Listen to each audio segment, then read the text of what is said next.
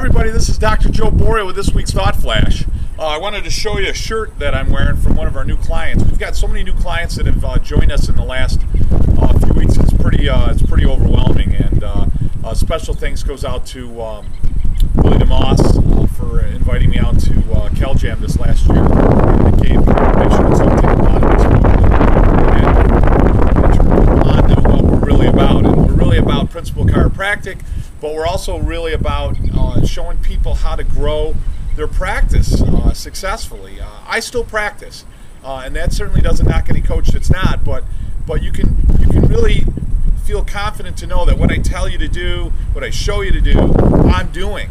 And my practice, at its height was one of the busiest practices on the planet, and had seen high volume for many years. And with that, we had a high level of service to the people and the families that are members of our practice. And we just had seen so many people in day after day of people that really wanted to get healthy, that really wanted to improve their nervous system, that really wanted to get their families healthy, and that the majority of them, certainly not everyone, but the majority of them are there for the right reasons. That, yeah, they know that back and neck pain can be caused by misalignment, but they're also there through a lot of work and education so that their nervous system stays healthy and that the health of their spine is maintained throughout their lifetime. And that's really what creates stability in your practice. Not no fault, not workers' comp, not insurance-based, not Medicare, but certainly we have those people in our office.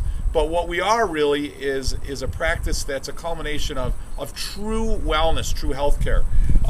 So that being said, it's a really neat shirt by Dr.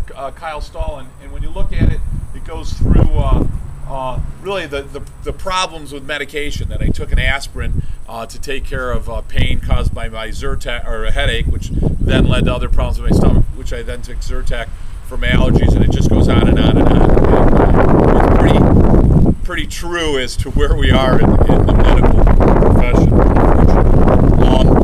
I really think that we as chiropractors should stay out of that debate, because I think we certainly can criticize the paradigm of medicine, but I think once we start stepping into medicine, if you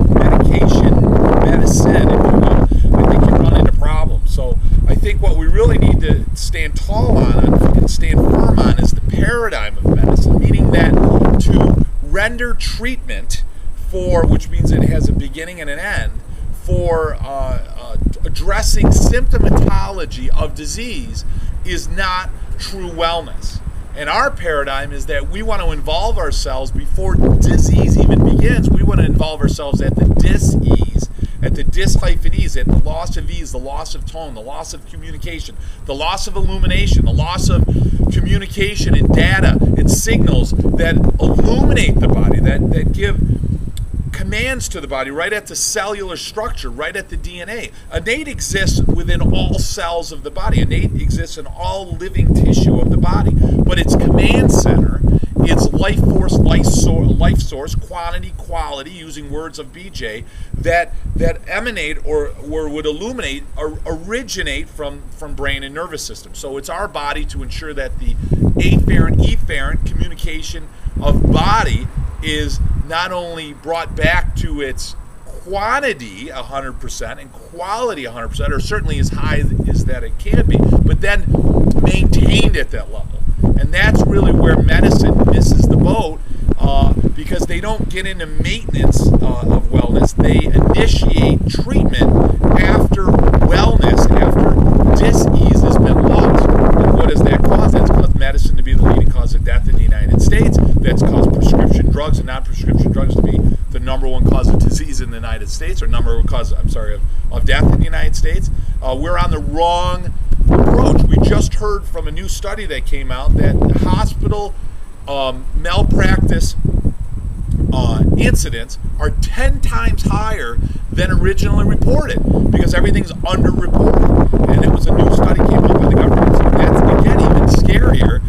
The number one reason to die in the hospital is a nosocomial infection, which is an infection typically caught by you being in the hospital. So our job is to prevent people from ever going to the hospital. That doesn't mean you should never go, but our job is to allow the body to work and regulate and function just like it was intended to. So if we facilitate nature's ability to heal, if we facilitate nature's ability to communicate to the body, then the body should, in most cases, do what it's supposed to do. Certainly you can dabble with, and I say dabble, I don't mean that disrespectfully, you can dabble with nutrition and exercise. By that, handing out sheets and recommending certain things, I think that's great. But I think the minute you start putting on a hat of I'm a nutritionist, or I'm an exercise kinesiologist or what have you, you are diluting what chiropractic is, and you're going to confuse what chiropractic is. You know, one of the examples I always use is orthodontist. If you went to an orthodontist and you're lying on a chair, I'm an orthodontist, let's say, for example, and I'm lying on or leaning over a table straightening somebody's teeth, and they start asking me about their knee or how much vitamin C they should take or probiotics or whatever, you know, the orthodontist is going to look at them kind of crazy. And unfortunately, I think out of our own insecurity, we feel like we have to be the doctor, the doctor of all for people that we render care for, and that isn't true. I think what we really need to be is certainly first, the best at, with full clarity, with 100% clarity, is a chiropractor.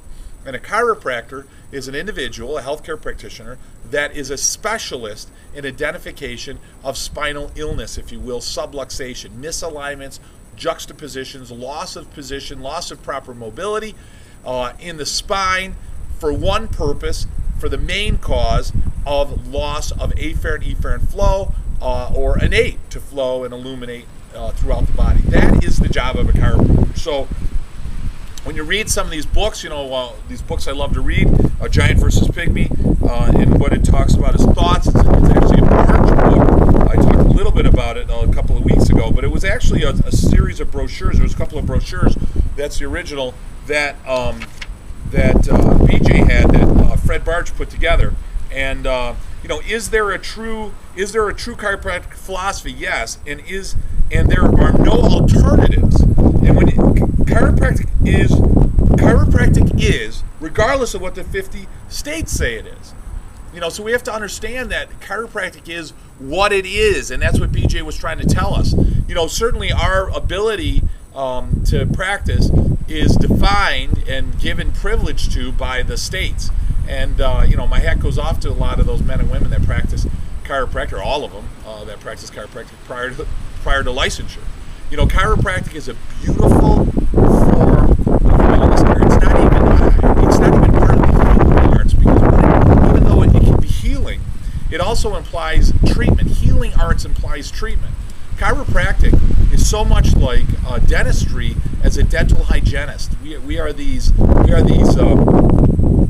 shepherds of true wellness. We are shepherds of true innate.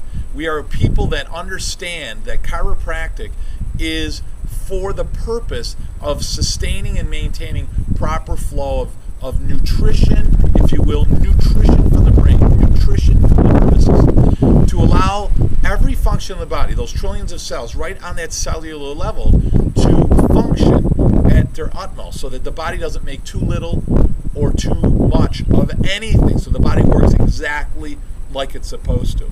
And as deep as that may be for some of us philosophically, how does that relate to day-to-day practice? Well, real simple. Day-to-day practice is what you say. You know, your tongue is your rudder. What you say is so powerful, I think we forget. I think another mistake we make is that, and I'm certainly somebody that talks a lot, I talk fast, and I think early on I felt as though if I talked a lot, meaning if I gave them more and more information, they would get it. And I realize in years passing that you're better off being more scripted. Some people resist that, and I can understand that. If you don't want to say exactly the same thing, you certainly have to have a theme of what you say. You should have an opening and close and a body of what you say, so that you're relaying information that is not dependent upon how you feel that day or how busy you are in your practice that day. It's very important to have some concise information that you can articulate with clarity and repeat that clarity every time you see someone new. You got to remember, it may be your 1,000th time to say it. It's their first time to experience it. So you want to make sure what you say has the same impact. And certainly what's nice about staying tighter on a script is that if an individual, a practitioner, is busier or slower or be in a good mood or bad things are happening in the practice that day or whatever, and we've all had those days, it doesn't impact on the patient or the member of the practice, the first experience. It doesn't jeopardize their understanding of the principle of what we do as chiropractors. And I think that's so vital. Listen, guys, as chiropractors, we really have something that's so unique, that's so beautiful, that's so true, that's so perfect, in a form of sustaining wellness to the body that no one else has. And it's something that really needs to be protected. It needs to be understood. It needs to be honored. It's something that you need to submerge yourself in regularly, reading these books. I've got Dr. Joe Strauss's book on philosophy. I mean, just a great book that goes through some really deep understandings of chiropractic. And I love Dr. Strauss's way of putting things, because he puts those nuts and bolts of practice in his philosophy book, which is kind of how I think and work, and I love that. So I really relate well to Dr. Strauss's writings. But grab those books. Those men and women are still with us, and you can read about their thoughts every day, and it really allows you to have a deeper understanding of what chiropractic is. Those people in your office aren't going to be chiropractors, so you need to use models and props, if you will, in certain ways to communicate to them the principle of what chiropractic is, and you need to do it every day.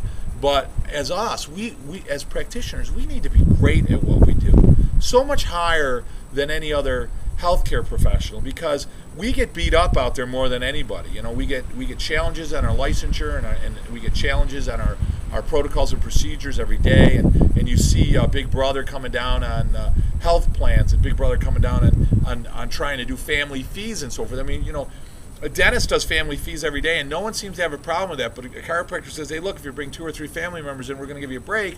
And all of a sudden, the government's all over that. I mean, there really is a war on what we do as chiropractors, unfortunately, by many of the chiropractors. And that's really a reflection of their own insecurity of what they are as chiropractors. It'd be great to come out and hang a shingle and everybody love you, but boy, I'll tell you, that's not the case with chiropractors. You're probably going to be loved deeper and more respected by a group of people than any other practitioner, but at the same time, you're also going to have a group of enemies out there, people who dislike you. Unfortunately, some of them are chiropractors more than any other healthcare profession as well. So that's where this comes into play. That's your rituals and staying focused and staying on point. And as I share with you, my dad has always told me, try to put the thoughts and interests of those you serve ahead of your own, and you'll always be in good exchange with the universe. He didn't say it that way, but he said you'll always be successful. But the more I understand it, I realize there's an exchange going on with the universe, and those universal laws that we really don't understand, but we certainly can identify that they exist. And I think that's vitally important. Guys, I want you to make sure you love your family, kiss the loved ones in your life, and hug the children in your life, and stay close to those that are dear. And I think that's really important, especially we're coming up on an Easter season, and it's a good time to reflect on those people that are most important in your life. That's something I did a couple of weeks ago. I actually wrote down a list of the people that I was actually thankful for in my life, and it was a nice moment. Sometimes you forget about all those wonderful, great people. I was at Panera today, had a cup of coffee, and I ran into Terry, who's such a sweet, dear patient of mine. She's been coming in for 15 years. I see her every other week for wellness care, and she just gave me a big hug and a kiss and introduced me to everybody, and it was just a really nice moment. So I hope you guys share those moments as well. Share some wonderful moments with your family during this holiday season and Passover season. And for those that don't practice any specific religion, certainly dip yourself in the understanding and the metaphysical understanding of what BJ tried to tell us, and that there is a intelligence that's so much far greater than all of us, and we're in existence of that intelligence every day. It truly is a gift. Guys, have a wonderful week. Have a wonderful holiday season. May your innate flow from above now. Have a great week. My best friend gave me the best advice. He said each day